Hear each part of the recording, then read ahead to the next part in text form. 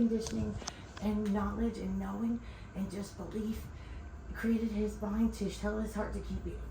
And I just think, oh my gosh, I can't even believe that, because that's amazing. But I also know that it's possible for all of us.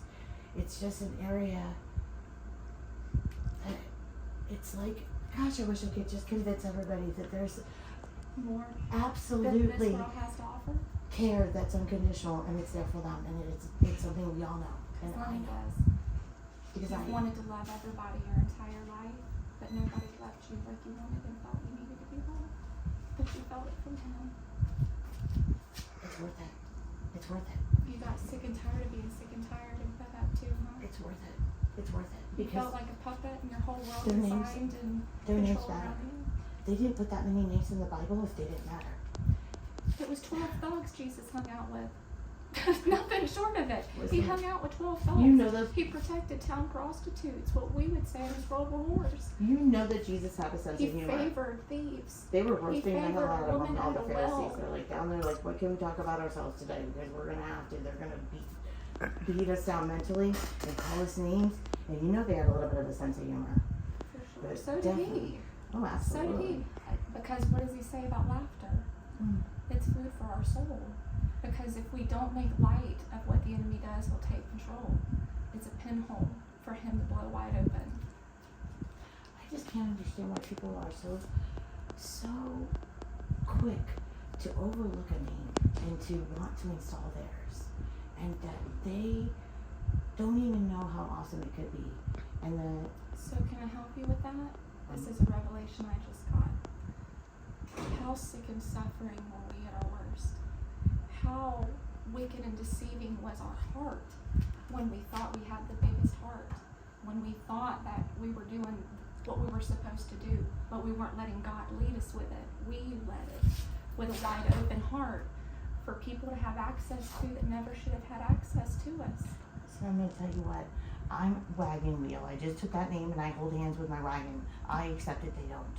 I don't know why it's got to come to a level of whatever it is, but I'll tell you what, they are not going to impose their will on somebody else to make them feel this temper. No, that is not warfare. That is not spiritual. What they're doing is selfish, and it has nothing to cause or just them. Let me help you.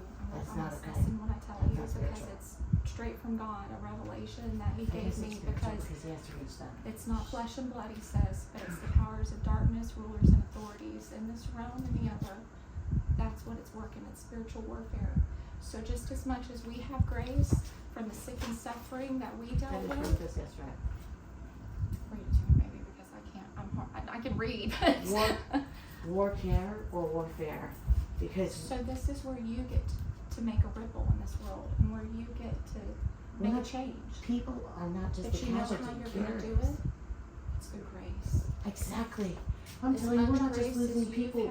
They're just, the care's just dropping out of them. Oh my gosh. You know why? Because the enemy, if we let him into our heart, and we don't mean to, we think we're doing the right thing with a big heart, but if it's not God-led, then it's the enemy. They're keeping them feeling so tender.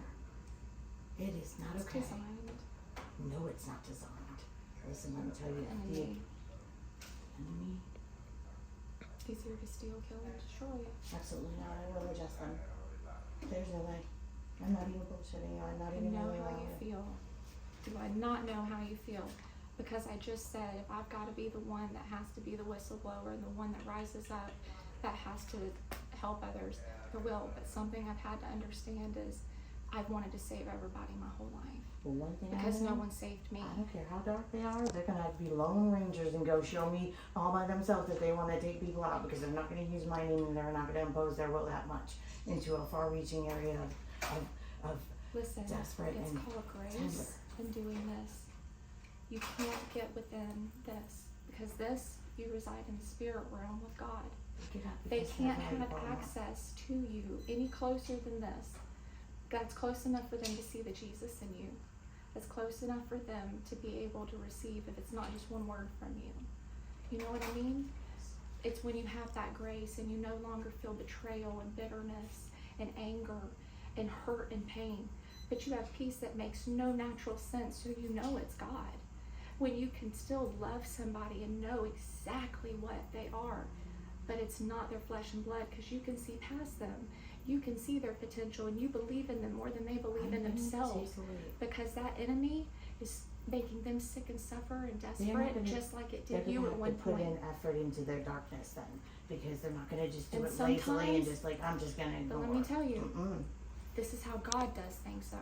So this earth, it belongs to the enemy. He says this will always be his, and he is the ruler of it. It is his. So God does good. He's not designing it, the enemy is. This is his belonging. So as the enemy's designing, God's right there behind him, like he's a bulldog on a choke chain. He's letting him do what he does, because it draws people to the foot of the cross, of being sick and tired, of being sick and tired, of being fed up. So that's why God does it, because it's the only way to get them to be drugged to him. You know what I mean? Absolutely. Just like it did us. So if we can find to let him come in to give us grace and mercy for these people, then that allows us to help them, to truly help them. But it like this, because when he says he's going to seat you at a table in front of your enemies, it's real.